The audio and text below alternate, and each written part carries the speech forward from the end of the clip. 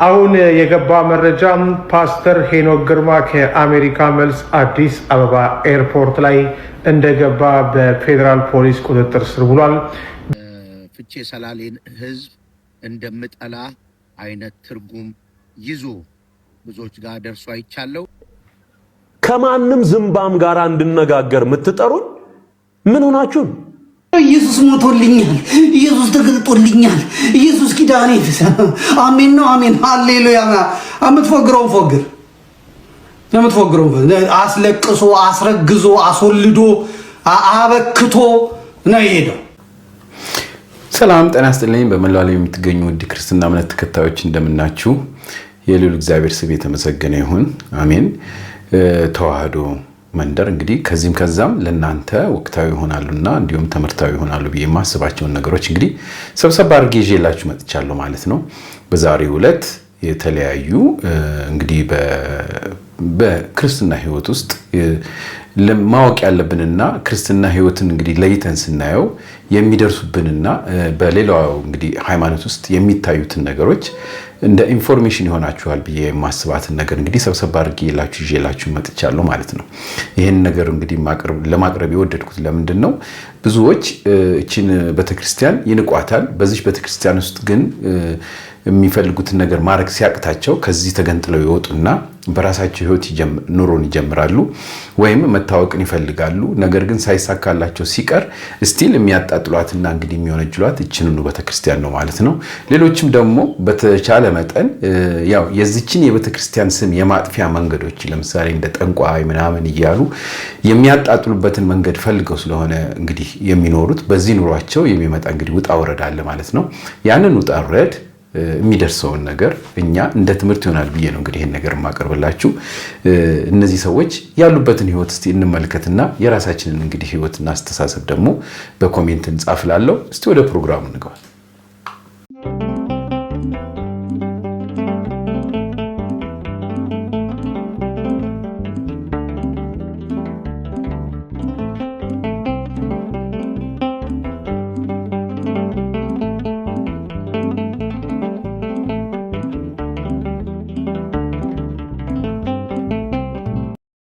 የሰላሌን ህዝብ አስመልክቶ ሀገሩ የጠንቋይ ነው በማለት ተንቀሳቃሽ ምስሉ በህዝብ ዘንድ ታላቅ ቁጣ የቀሰቀሰበት የጄፒኤሱ ጌታ ሐሰተኛው ነብይ ሄኖክ ግርማ በሰላሌ ፍቼ ፖሊስ ክስ እንደተመሰረተበት ያንንም ተከትሎ ደግሞ ወደ ሀገረ አሜሪካ እንደኮበለለ በዛም ሆኖ የአባገዶችንና አንዳንድ የፕሮቴስታንት ቤተክርስቲያን አገልጋዮችን ለሽምግልና እንደላካቸው ሁላችሁም የምታውቁት የቅርብ ጊዜ ትዝታ ነው። ታዲያ ዛሬ ሌሊት ከሀገረ አሜሪካ ወደ ቦሌ የኢትዮጵያ ኢንተርናሽናል ኤርፖርት በረራውን አድርጎ በገባበት ሰዓት የኢትዮጵያ ፌዴራል ፖሊስ በቁጥጥር ስር እንዳዋለውና በሜክሲኮ የሚገኘው የወንጀል ምርመራ እንዳስቀመጠው ነገም ደግሞ በፍርድ ቤት ክሱን የሚከታተል እንደሆነ አንዳንድ የውስጥ መረጃዎች ደርሰውኛል። ለትውስታ እንዲሆን ይህንን ቪዲዮ ተመልክተ ነው እንመለስ። ከሰላሌ ከዚህ ፊት መስክሬ ነበር። አራ ስለ አረቄ አገሩ የጠንቋይ አገር ነው፣ የመተተኛ አንድን ሌብነት ናቸው፣ የሌብነት ምልክቶች ናቸው ከሚያስብሉት ድራጎቶች መካከል አራተኛውን አንብቡልኝ። ምን ይላል አራተኛው? በሀገር ሽማግሌ ስም በህግ መጠየቅ ያለባቸውን ነገሮች እንታረቃለን በሚል ስም የሚደረጉ ድራጎቶች የሌብነት ምልክቶች ናቸው ይላል። እኔ አይደለሁም ያልኩት፣ አዋጁ ነው ራሱ። በጣም ትክክል። ፕሮፌት ነው ምናምን የሚባለው ሄኖክ ግርማ ጠቅላላው የሰላሌ ሰው አገሩ የጠንቋይ አገር ነው፣ የመተተኛ ካለ በኋላ እልም ብሎ ብራለው አሜሪካ ሄደ። አሜሪካ እንደዚህ ኢትዮጵያ ቁጭ ብላ የተሳደብክ ብር የምትለቅምበት በእግዚአብሔር ስም ብር እየለቀምክ ጭንቅላት የሚደንዝበት ሀገር አልነበረምና አሁንም ተመልሶ ሊመጣ አስቦ የሀገር ሽማግሌ ነን፣ አባገዳዎች ነን፣ ሀደ ሲንቄዎች ነን የሚሉ ማን ነው ሀደ ሲንቄ ሰጠ? ከህብረተሰቡ ጋር እናስታርቀዋለን ብለው መጡ። ከየትኛው ህብረተሰብ ነው የምታስታርቀው? አባቴ የሰላሌ ህዝብ የተጣላው እኮ አንድ ጮማ ጭንቅላት ያለው ሰው ነው መጥቶ የሰደበው እንጂ ከማንም ብሔር ጋር ከማንም ማህበረሰብ ጋር አልተጣላም። በጣም ትክክል። የተሳደበ ሰው ደግሞ ህብረተሰብን በዚህ ደረጃ የተሳደበ ሰው ደግሞ በህግ አግባብ ሊጠየቅ ነው የሚገባው እንጂ ለአንዳንድ አካላት ብር በማቀባበል ታረቁ። የሀገር ሽማግሌ ተመታ ከሰላሌ እንደዚህ አይነት ህግ የለም። በህግ አግባብ ነው መጠየቅ ያለበት እና የሀገር ሽማግሌ ነን፣ የሃይማኖት አባቶች ነን፣ የሀደ ሲንቄ ነን፣ አባገዳ ነን የምትሉ ዲሲፕሊን አስተምሩት። እንደዚህ አይነት ሰዎችን ዲሲፕሊን አስተምሯቸው። ሌላም ሰው ነገ ይመጣና እንደ ሀገር ይሰድበናል። ሰድቦናል እኮ ከዚህ በፊት ሌብነት ያለው ድሃ ሰፈር ነው ብሎናል። ሌብነት ያለው ድሃ ሰፈር ነው። ፈልገን አይደለም እኮ ድሃ የሆነው አባቴ። እንዳንተ አይነት ሰዎች ናቸው ድሃ እንድንሆን ምክንያት የሆኑት ከኛው በለቀሙት ብር። ሌባ የሚበዛበት የት ነው? ድሃ ሰፈር። ስርቆት የሚበዛው የት ነው? ድሃ ሰፈር። በሽታ የሚበዛው የት ነው? ድሃ ሰፈር። እንደ ድህነት ሰላም የሚነሳ ነገር የለም። ብዙ ሀብት ሲኖር ሰው እየሰደበን ሄደ። ዛሬ ምንም አናመጣም፣ የህብረተሰቡን ጠንቋይ ነህ መተተኛ ነህ ብሎታል። እነዚህ ሰዎች ይመጡና የህግን ስርዓት ባልተከተለ መልኩ ሌላ ትላልቅ ጉዳዮች ላይ ሽምግልና ብትቀመጡ ምን አለበት? ተቃዋሚ ፓርቲ ነን የሚሉ በተለያዩ ቦታዎች አንጃ አንስተው ሄዱ ሰዎችን እባካችሁ ተዉ፣ ሀገርን ይጎዳል ብላችሁ መሃል ብትገቡ ምን አለበት? አንድ ግለሰብን ከህብረተሰብ ጋር እኛ ከሱ ከማንም እኮ እንትን የለንም። አንድ ግለሰብ ሰድቦናልና ስለዚህ ፍትህ ይገባናል፣ ይምጣና ህግ ይጠይቀው። ከህግ በኋላ የምንነጋገራቸው ነገሮች ሊኖሩ ይችላሉ እንጂ ብታርፉ ጥሩ ነው። ሽማግሌ ነን የምትሉ ሽምግልናችሁን ይዛችሁ ቁጭ ብትሉ መልካም ይመስለናል። ግለሰቧ በቁጥጥር ስር ውላለች። በተጨማሪም ፓስተር ሄኖክ ግርማን በቁጥጥር ስር ለማዋል ምርመራ መጀመሩን ፖሊስ አስታውቋል። ነብይ ሄኖክ ግርማ የተባለ ፓስተር ሰላሌ ጠንቋይና የመተተኞች ሀገር ነው በማለት በቸርች ውስጥ የተናገረው ንግግር በዚህ ሰዓት በሰላሌ ነዋሪዎች ዘንድ ከፍተኛ የሆነ ቅሬታን አስነስቷል። በመድረክ ላይ አንዲት ባዩሽ የተባለች ግለሰብ ከየት እንደመጣች ጠይቃት ከሰላሌ መምጣቷን ስትነግረው እኔ ያውቀዋለሁ ሰላሌ የጠንቋዮቹና የመተተኞች ሀገር ነው በማለቱ ቅሬታን ፈጥሯል። በዚህም እንግዲህ የሰሜን ሸዋ ዞን አቃቤ ሕግና ፖሊስ የሰላሌን ሕዝብ ክብር የሚነኩ ንግግሮችን አድርገዋል የተባሉትን ፓስተር ሄኖክ ግርማን ለሕግ ለማቅረብ እንቅስቃሴ መጀመሩን አስታውቋል። በተጨማሪም ከጉዳዩ ጋር በተያያዘ ወይዘሮ ባዩሽ አለማየሁ ከበደ የተባለችውን ግለሰብ በቁጥጥር ስር አውሎ ምርመራ እንደጀመረ ፖሊስ አስታውቋል። በዚህ ጉዳይ እንግዲህ አዳዲስ መረጃዎች ሲኖሩ የማሳውቃችሁ ይሆናል። የፕላስ ምልክቷን በመንካት ቤተሰብ ይሁኑ። ሰላም፣ እንዴት አላችሁ ውድ ኢትዮጵያውያን፣ ስፔሻሊ የፍቼ ሰላሌ አካባቢ ሰዎች፣ ዛሬ በዚህ የይቅርታ ቪዲዮ በፊታችሁ መጥቻለሁ። ሌሊቱን እኔ ከኢትዮጵያ ተነስቼ ወደ አሜሪካን ሀገር ለአገልግሎት እየመጣው ነበር። አየር ላይ ያለው በሶሻል ሚዲያ በተለያዩ ዜናዎች አንድ የተቆረጠ አጭር የኔ ንግግር የፍቼ ሰላሌን ሕዝብ እንደምጠላ አይነት ትርጉም ይዞ ብዙዎች ጋር ደርሶ አይቻለው። ለዚህ ንግግሬ ይቅርታ ለመጠየቅ ነው በፊታችሁ ያለሁት። በጣም በዛ አካባቢ ላለ ሰዎች ጠቅላላ እንዲሁም ለመላው የኢትዮጵያ ሕዝብ ፍቅርና አክብሮት ኖሮኝ ነው ማገለግለው። በማገለግልበትም ቤተክርስቲያን የተለየ የብሔር የተለየ የአንድ ጎሳ ግሩፕ የለም። በቤተክርስቲያናችን የተለያየ ብሔር የተለያየ ጎሳ እግዚአብሔርን አብሮ የሚያመልክበት ስፍራ ነው። ስለዚህ በዚህ ንግግሬ ያሳዘንኳችሁ፣ በዚህ ንግግሬ ያስከፋዋችሁ የዛ አካባቢ ተወላጆች በጣም ይቅርታ ለመጠየቅ በፊታችሁ በዚህ ቪዲዮ አለው። እንደሰማችሁት ነው። በዚህ ላይ እንግዲህ እኛ የምንማረው ምንድነው? በእውነት በዚህ ዓለም ላይ ያለ እንግዲህ በግል ጥቅም በሚል የተነሳሱ የተለያዩ አይነት እንግዲህ ክርስትና እምነት አሉ። በእነዚህ ውስጥ እንግዲህ ሲኖር ያለው ውጣ ወረዱ ምንድነው? ለገንዘብ ተብሎ ስለሆነ ብዙውን ህብረተሰብ የሚሯሯጡበትና ለመያዝ የሚፈልጉት ከመዝናናታቸውና እንዲሁ አፋቸውን ከመልቀቃቸው የተነሳ የሚናገሩትን ስለማያውቁ የሆነች እንደዚህ አይነት ነገር እንግዲህ ይደርስባቸዋል ማለት ነው። ከደረሰባቸው በኋላ እንግዲህ እንደምታዩት እንደዚህ አይነት መንቀጥቀጥና መሸበር ይመጣል ማለት ነው። በእውነት ይሄ ለኛ ትምህርት ነው የሚሆነው። ለምን በተረጋጋና ሰከን ባለ ስርዓት ባለውና ማንኛውንም አይነት ነገሮች እንኳን እናድርግ ብንል የግድ ቀኖናውንና እንግዲህ ህጉን አክብረን መስራት ያለብን እምነት ውስጥ ስለሆነ ያለ ነው። ከእንደነዚህ አይነት ነገሮች እንግዲህ እንቆጠባለን ማለት ነው። ሌሎችም አሉ። እስቲ እናዳምጥ ይሄን ደግሞ።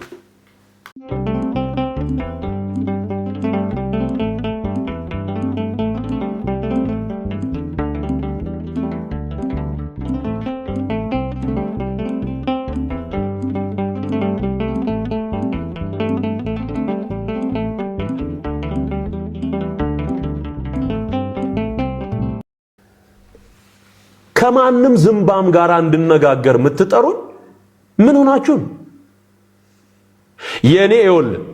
የኔ እንትን ስፍራ እኔ ቄስ ነኝ። እሺ ባልታዛር ካንተ በላይ ወራዳ ባለጌ ቆሻሻ አለ እንዴ? ደግሞ ስማ አንተ ከኦርቶዶክስ ቤት እያለህ እኮ በድምጽ ከመዘመር ውጭ እኮ ምንም አይነት መንፈሳዊ ኮሌጅ ምንም አይነት ትምህርት ቤት ያልገባ ድልብ መሀይብ ነህ። ይሄንን ይኸው አመንዝራነት ሲጋለጽብህ አሁንም ሮጠህ ጴንጤ ቤት ወይንም ፕሮቴስታንት ቤት የገባው እነሱ ልጠቅም ምናምን አይደለም፣ ሊጠቀሙብህ ነው። ኦኬ አንተ ትለፈልፋለህ፣ እነሱ ይጠቀሙብሃል። ባልታዛርዬ ለማንኛውም በየመንገዱ አንጠባጥበው የወለድካቸው ልጆች ሰብስበህ የማሳደግ ችሎታ ይኑርህ። ኦኬ አንተ ሙሉ ሰው አይደለም። ከነዘ ማርያም ጋር ይሁን ከማናቸውም ጋር ለመነጋገር ደግሞ አይመጥኑኝም ትላለህ። እንደኔ አይነቱ ጋር ነው መተመወያየት ያለብህ። እንደኔ አይነቱ ዓለማዊ ሰው ጋር መተመወያየት አለብህ። አንተ አሁን እነ መምህር ዘበነ እነ መምህር ብረታ ምናምን ከኔ ጋር ይወያዩ ነው የምትለው ነው? በምን አቅም ነው ከነሱ ጋር የምትለካካው? አንተ እኮ ዘማሪ ነህ። በፈጣሪ በሰጠ ጎሮሮ ብቻ የምትጮህ እኮ ነው። እንዴት ነው ከሊቃውንትና ከሊቆች ጋር ከመምህራን ጋር ጥግ ድረስ በቴዎሎጂ ትምህርት ጥግ ጫፍ ድረስ የደረሱ ሰዎች ጋር አንተ እፎካከራለህ? ድፍረትህ ራሱ በጣም እኔ አንተ በሰድብክ ምንም ነው የማይመስለኝ። ማንንም ቢታዘበኝ እንደንተ አይደለም። ዝምባም አንተ ነህ። አንተ የዝምባ አየር ማረፊያ። አንተ ወንድ ሆነ ነው ዘማርያምን የምትናገረው? ዘማርያማዊት ወንዶች ሴት ሆነው ነው የሚታዩክ? ያ ነገር ነው እንዴ? ወንዶችን ሴት አድርጋ በሴት ስም ከጠራህ እንግዲህ አንተ ያ ነገር ነው ማለት ነው። አልጠራውም ስሙን። አንተ የዩቲዩብ ጡረተኛ ቤተክርስቲያን እየተሳደብክ በዩቲዩብ ጡረት አይደል እንዴ የምትኖረው? አርፈ ታክሲን አትነዳም? ደግሞ ከእንደዚህ አይነት ድኩማኖች ጋር አልወያይም ምናምን። who are you? አንተ ነህ ድኩማን አንተ ነህ። ያስተሳሰብ ድኩማን፣ የጭንቅላት ድኩማን፣ ባዶ እድሜ ልክህን እንደዚህ ባዶ ድኩማን እንደሆንክ የምትኖረው አንተ ነህ። who are you? ወንድሞቼን የምትሳደቡ አንተ ማን አባ ስለሆንክ ነው? አንተ የዘማርያም ጫፍ እንዲህ ጫፉ የፀጉሩ ጫፍ ላይ አትደርስም። ምኑም ላይ ማለት ነው። ከስርዓቱ ሲያስተምር እንኳን እንዴት ስርዓት እንዳለው ሰው ሰላም ሲል እንዴት ስነ ስርዓት እንዳለው በብዙ ነገር ነው የሚበልጥ። ባይዘው ቆሮቆንዳ ደግሞ አንተም ሰው ሆነ ዘማርያምን ትናገራለህ? ማትረባ who are you? አንተ ማን ስለሆንክ ነው የኔን ወንድሞች የምትናገረው? ማን ነህ አንተ ቆዳ? አንተ ማለት ከዮኒ ማኛ በታች ነህ። ለኔ አሁን የሰው ድኩማን ዮኒ ማኛ ነው። አንተ ደግሞ የሱ በታች ድኩማን ነህ። ትዝታው ሳሙኤል አርፈ ተቀመጥ። ሰላም ጤና ይስጥልን ውድ ኦርቶዶክሳውያን። በእውነት ዛሬ በጠዋቱ አንድ ቪዲዮ አይቼ በጣም ነው የተናደድኩት። በእውነት ይሄ ፓስተር ትዝታው የሚባለው እስቲ አድርሱለት። ስማ ፓስተር፣ አንተ ግን እንደው ሞራሉም ድፍረቱም አለ ዘማርያምን የመናገር ጭራይ ጸበል ቀጂ ምናምን ማለት ማጣጣል ጀመርክ። እሱ እኮ ቁጭ በልና እንወያይ በፈለግከው ቤት ውስጥ ነው ያለ። ስለዚህ ቁጭ ብለህ መወያየት አቅሙም ችሎታውም እውቀቱም ካለ መወያየት ነው። ስለማትችል ግን ዝም ብለህ ቆየህ። አሁን ደግሞ ተነሳን መሳደብ ጀመርክ። ይሄ ጸበል ቀጂ ምናምን። አዋ ቤተክርስቲያን ከምን ጀምራ ልጆቿ እንደምታሳድግ ታውቃለህ፣ እናውቃለን። እኛ በስርዓት ተምሮ በስርዓት ነው እዚህ የደረሰው። ያውቃል ሁሉንም ነገር። እንዳንተ ባዶ ጭንቅላት ይዞ የሚወዛወዝ አይደለም። ጨዋ ያሳደገችው። ስለዚህ ና ቁጭ በል እንወያይ ማለት በጨዋ ደም እሺ ወይም አልችልም እችላለሁ ሌላ ነው መልሱ። አፍን ትከፍታለህ እንዴ? ሲጀምር የመናገር አቅም አለ አንተ። እሱን እፈር፣ ለራስ ዞር ብለህ ራስን አይተፈር። ለነገሩ አልፈርድብም፣ አባትም እንደዛው ስለሆነ እኔ ጋር የመቆም አቅም እኮ አልነበረም። አዋ አባትም ቢሆን የመላእክት አለቃ አልነበረም እንዴ? አዎ ታውቃለህ። ስለዚህ አንተ ደግሞ ልጁን አፍን ትከፍታለኛ፣ አይደንቀንም። ግን ሞራሉ የለም ዘማርያምን የመናገር። ለአንተ አንድ ምዕመን ይበቃል። አንድ ምዕመን ቁጭ ብሎ አንተን ለማወያየት አንተን ይሄ ነው ብሎ ለማስተማር አንድ ምዕመን ይበቃል። ለምን ዘማርያም ጋር ትደርሳል? እሱ ግን ጨዋ ያሳደገችው ስለሆነ አክብረው ነው የጠራ።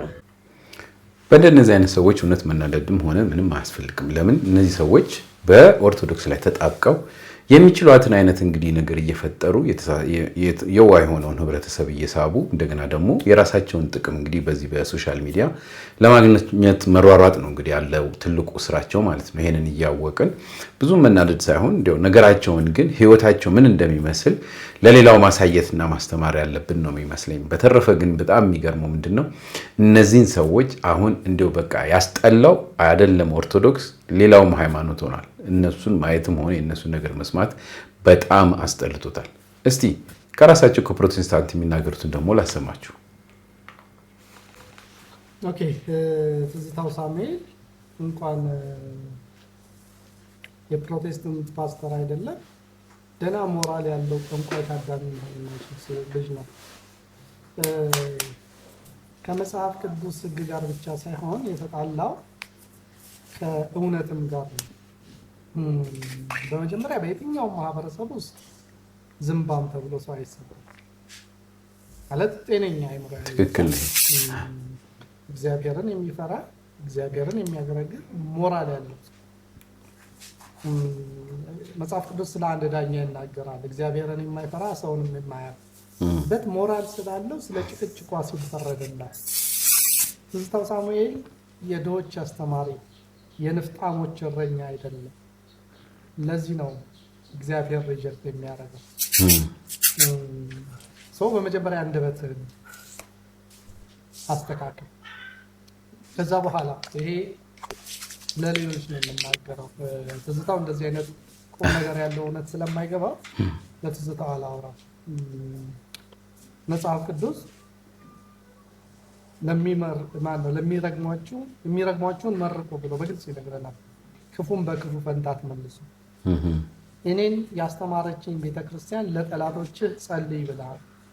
እነ ትዝታው ሳሙኤል የመጡበት ባክግራውንድ ልክ አይደለም፣ የተነሱበት ሞቲቭ ልክ አይደለም ብዬ ደጋግሜ የምናገረው እንደዚህ አይነት ነገራቸውን ሰምተው ነው። እዛው በጸበላቸው ይሄ የጸለየልህ ጴንጤ ይጸልይብሃል። ይሄንን ወቅ እደግምልሃለሁ። የጸለየልህ ጴንጤ በሙሉ እየረገመ ይጸልይብሃል። ትዝታው ሳሙኤል ስለ ኦርቶዶክስ ቤተክርስቲያን የሆነ ነገር ከተነገረና ታቦት የሚባለው ነገር ከተነሳ በባለቤትነት ከሱ በስተቀር ማንም የማያቅ ታቦትን ማንም የኦርቶዶክስን ቤተክርስቲያን እንደማያቅ በሚያሳብቅበት አይነት መንገድ ጥፍሮቹን አውጥቶ መቦጫጨር መጀመሩን አያቆምም። ከዚህ በፊት አንድ ቪዲዮ ሰርቼ ነበረ። ነቢይ ዘኔ ስለ ታቦት ባነሳው ሐሳብ ላይ ትዝታው ሳሙኤል ምን አይነት ጥፍሩን አውጥቶ ነቢይ ዘኔን ለመቦጫጨር እንደሞከረ በዮናታን አክሊሉ ፖድካስት ላይም ቀርቦ ይሄንኑ ሐሳብ እንደደገመው ሁላችንም የምናስተውለው ነገር። አሁን ደግሞ ዮኒ ማኛው የሚባለውን ግለሰብ ምን ሲለው እንደነበረ ከላይ እንደተመለከታችሁት ነው። እኔ አይመለከተኝም ስለ ትዝታው ሳሙኤል፣ ግን የወንጌል አማኝን አቋም ልነግራችሁ ነው የመጣሁት። እኛ የወንጌል አማኞች ሰዎችን እንባርካለን እንጂ ሰዎችን አንረግምም። ሰዎች ወደ ህይወት እንዲመጡ እንጂ ወደ ጥፋትና ወደ ሞት እንዲሄዱ አንጸልይም። ይሄ ንግግራችን ብቻ ሳይሆን ላይፍ ስታይላችንም ጭምር ነው። እውነተኛ መጽሐፍ ቅዱስን የሚከተል ሰው የእግዚአብሔርን ቃል ተቀብሎ የሚኖር ሰው በፍጹም ሰዎችን አይራገምም። ሰዎች ላይ ክፉ እንዲመጣ፣ ሰዎች ላይ ሞት እንዲመጣ ጥረት ሲያደርግ አንመለከትም። ስለዚህ እኔ ወንጌል አማኝ ነኝ፣ አልራገምም። እኔ ወንጌል አማኝ ነኝ፣ በሰዎች ላይ ክፉ ቃልን አላወጣም። የሚረግሙኝ እንኳን ቢኖሩ እባርካቸዋለሁ እንጂ ስረግም ራሴን እንድገኝ አልፈቅድም። አሁን የተናገርኩት የወንጌላውያን አቋም ነው ብላችሁ የምታምኑ ወንጌላውያን አማኞች እኔ አልራገምም እያላችሁ ኮሜንት ሴክሽን ላይ ጻፉ። ቸር ሰንብቱልኝ። እንግዲህ እንደዚህ ደግሞ ስክን ያሉ እንግዲህ ሌላ አማኞች አሉ ማለት ነው። እና በእውነት እነዚህ ተለጥፈው የሚኖሩ ሰዎች ግን ህይወታቸው ምንጊዜም ምስቅልቅል ያለና ምንጊዜም እንግዲህ እንደ ወሬም እያደረግን እየሰማን ያለን እነሱን ነው ማለት ነው። እና አሁን ደግሞ ባለው እንግዲህ በአዲሱ ህግ መሰረት በተለይ በሶሻል ሚዲያ ላይ ብዙ አይነት እንግዲህ እንቅስቃሴዎች እየተካሄደ ስለሆነ በተለይ በኢትዮጵያ መንግስት ማንኛውንም አይነት ሃይማኖትም ሆነ ዘርን የሚነካ ህብረተሰብ የመታሰር እንግዲህ እድል ስላለበት እንደሰማችሁት እንግዲህ ይህ ሰው ወደ አገር መጥቶ ከተቀላቀለ የማይቀርለት ነው። ለምን ብዙ አይነት ነገሮችን እንግዲህ እየፈጸመ እንደሆነ ሁላችንም እናውቃለንና እንደዚህ ውጣ ውረድ የሆነ ህይወት እንዲሁ ባይኖረን ጥሩ ነው ለማለት ነው ይሄን ነገር ያቀረብኩላችሁ። የራሳችሁን አስተያየት ስጡ። እኛም ይሻለን ምን ጊዜም እንግዲህ የራሳችንን የሆነ ነገር በስነ ስርዓቱ በትምህርትም ሆነ ራሳችንን ማንቃት ነው ያለብን። እስቲ ትንሽ ደግሞ ስለ ሰው ያለንን ነገር የሚያስተምርና አባታችንን እንስማ።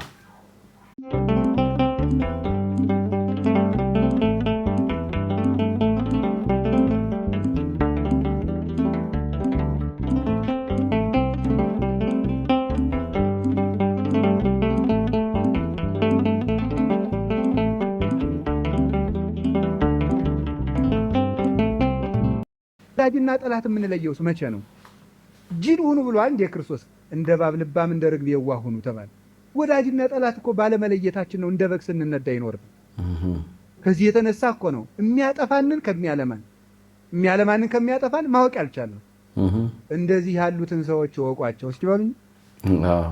ቅዱስ ጳውሎስ ሁለት ሰዎች እንድናውቅ ነግሮናል። እውቅወሙ ለገበርተ እኪት፣ ክፉ ሰዎችን እወቁባቸው ነው። ደግሞ ደጋጎችን እወቋቸው፣ እነዚያን ደግሞ እወቋቸው። ክርስቲያን ማለት ጠንቃቃ ማለት ነው። ጎርጎርዮስ ዘኑሲ ሲናገር የክርስትና ዘውዱ መጠንቀቅ ነው ይላል። ሲበሉ የክርስትና ዘውዱ ምንድነው? መጠንቀቅ ነው።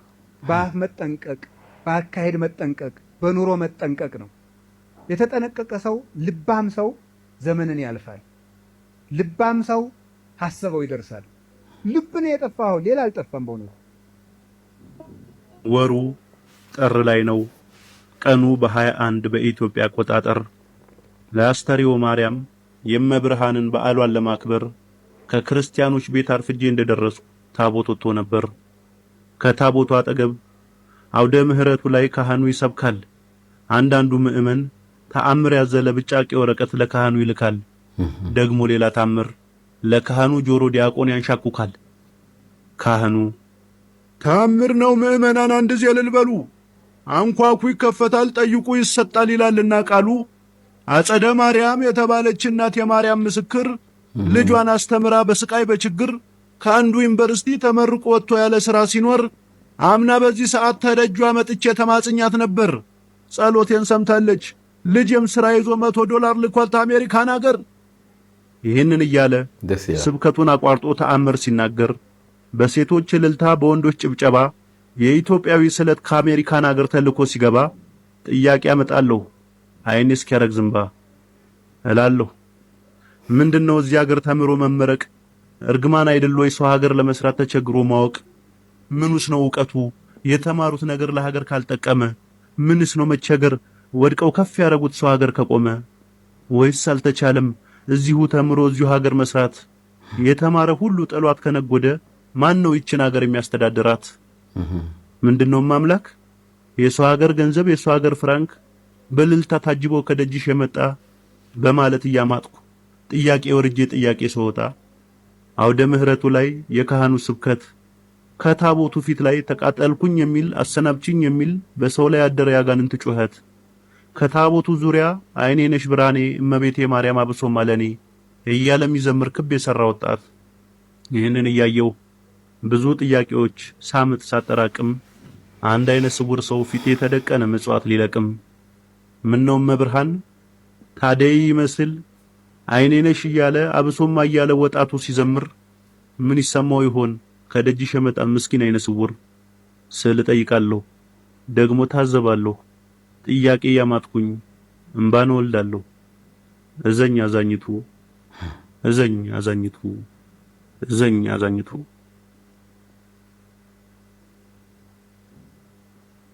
ቡዜ ምን አይነት ሰው ነው ማይመችክ? ሰው የሚመራረጥ ትልቁን አክብሮ ትንሹን የሚንቅ ሁሉ ጊዜ የሚያይ ራሱን እንደሊቅ ሰውነትን ትቶ በሀብት የሚለካ የራሱ ያረረ የሰው የሚያቦካ አድርባይ አስመሳይ ከጀርባ የሚያወራ አንተ ምን ታውቃለህ ገና ብላቴና ዝም ብለህ ተከተል እኔ ብቻ ልምራ እንደዚህ የሚል ሰው ነው አይመቸኝም። ህይወት ውስጥ ካለ አሁኑን ውጣ አታስፈልገኝ። ለአባታችን እንዲሁም ለገጣሚዎቻችን ቃልዎት ያሰማልን። ውድ የክርስትና እምነት ተከታዮች ለዛሬ እንግዲህ ያዘጋጀሁላችሁ ፕሮግራም ይህን ይመስላል ማለት ነው። አንዳንዴ እንደነዚህ አይነት እንግዲህ በሰዎች ህይወት ውስጥ ያሉትን ነገሮች እያየን ለራሳችን ትምህርት ይሆናል ብዬ በማሰብ ነው ያቀረብኩላችሁ ማለት ነው። የራሳችሁን ኮሜንት ሰጡ። ከወደዳችኋት የተለመደችዋን እንግዲህ ላይክ አድርጉልኝ። አዲስ የሆናችሁ የኦርቶዶክስ ተዋህዶ የሆነውን እንግዲህ ተዋህዶ መንደርን ሰብስክራይብ በማድረግ ተቀላቀሉ። ላለው መልካም ጊዜ ይሁንላችሁ። በእውነት ለፕሮግራሜ ማንኛውም አይነት ወይም መበረታታት ወይም መስተካከል ያለበት ነገር አለ ብላችሁ ለምታስቡትም ነገር በኮሜንት ግለጹልኝ ይላለው። በተረፈ በሚቀጥለው ጊዜ እስከምንገናኝ ደህና ሁኑ ላለው። አንዲት ነገር እንግዲህ ጠባ አድርግላችኋለሁ። እቺ ነገር ምንድነች? ያው ብዙ ጊዜ እንግዲህ የምናውቀው የዚህ ሰው ህይወት በብዙ መስቅልቅል ያለ እንደሆነ ቢታወቅም ሰሞኑን እንግዲህ በጣም እንግዲህ የሚያስጮህ ነገር ደርሶበታል። ድሮም የጮኸ ሰው ስለሆነ ይህ ነገር ምንድነው? እስቲ ተመልክተን እንታዘብ ለማለት ነው። መልካም ጊዜ ይሁንላችሁ። በዚህ በኩል ጥምቀት ህይወት ይሰጣል ሲለኝ፣ በዚህ በኩል አይሰጥም ሲሉኝ እሺ ስል፣ በዚህ በኩል ከማርያም ስጋ አልነሳም ሲለኝ እሺ ስለው፣ ከዚህ በኩል ስጋ ነስቷል ሲለኝ እዛም እሺ ስል፣ ከዚህ በኩል ደግሞ ምን ይላል ኢየሱስ መንፈስ ነው ሲለኝ እንዴ ምንድን ነው ስል፣ በዚህ በኩል ደግሞ ኢየሱስ በስጋ ነው ሲል ምን ቀረኝ? እኔ አልቀወስኩም። ማን ሊቀወስ ነው? ማን ነው የሚቀውሰው? እኔ እኮ በስንት ነገር ተይዤ ነው። እንዴ ዘሩልኝ እንጂ እንዴት ነው የማልቀውሰው? ይሄ አያቀውስም። እንዴን ሰምቶ የማይቀውስ አለ? ጤነኛ ትሆናላችሁ? እውነት ነው የምልህ፣ ጤነኛ ትሆናለህ በዚህ ጉዳይ። እዚህ ጋር ምን ብለህ ስትል ኖ ኦንሊ ጂሰስ ነው ስላሴ አያስፈልግም ይላል። እሺ ትላለህ። ከዛ ደግሞ ኖ ስላሴ ያስፈልጋል ትላለህ። እሺ እላለሁ። አንድ አምላክ ነው ሁለት ባህሪ ያለው ትለዋል ይለኛል። አንድ አምላክ ነው ሁለት ባህሪ ያለው። እሺ ትላለህ። ኖ አንድ አምላክ ነው አንድ ባህሪ ያለው ይለኛል። እሱንም እሺ እላለሁ። ፀጉሬ ያለመነቃቀሉም ተመስገን ጌታ ተመስገን። ፀጉሬም ብዙ አልተነቀለም። እኔ ነቅዬ ነበር እንጂ ፀጉሬ አልተነቀለም። ነቅዬ ነበር። ጌታ ኢየሱስ ምስክሬ አስነቀለውኝ ነበር። ይሄንን አዳምጬ ሳልጨርስ እዚህ ጋር የሚሰብከው ሌላ ነው። ይሄንን አዳምጬ ስጨርስ እዚህ ጋር የሚሰበከው ሌላ ነው። ስለ ቁርባን ዝም ብሎ መታሰቢያ እራት ነው አሉኝ። እሺ ብዬ እኔም ተበተረኩኝ። ኧረ መታሰቢያ እራት ቂጣ ነው እንጂ ምንም ጥቅም የለውም። ኧረ አይደለም ብሎ ደግሞ ሉተራውያን መጡ። ኧረ ቁርባንማ ከጌታ ጋር የምትገናኝበት ሚስጥራዊ የመዳኛ መንገድ ነው።